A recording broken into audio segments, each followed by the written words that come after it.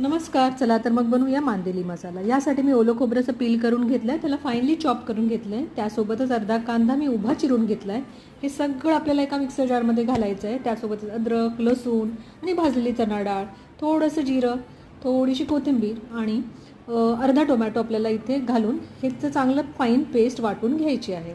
Tomato नसेल वापरायचं तर त्याऐवजी तुम्ही आमसूल वापरू शकता. आता फोडणी तयार करून घेतो आहे. त्याच्यामध्ये मी कढीपत्ता घातलेला आहे आणि आपलं लाल तिखट घालून वाटण जे वाटलं होतं ते घालून चांगलं परतून घेतलं आहे. आता वरून हे मी मीठ, थोडासा मालवणी मसाला, हळद आणि धना जिरा पावडर घालून चांगलं फ्राय करून घेतलं आहे.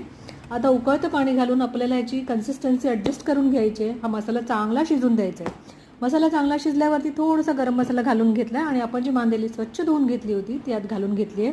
मांदेली फक्त एका वाफेत शिजते, त्याच्यामुळे फक्त एकच वाफ काढायची, नाही तर मांदेलीचा सगळा कुस्कुरू होऊन जातो. तर अशा प्रकारे ही आपली रेसिपी तयार आहे.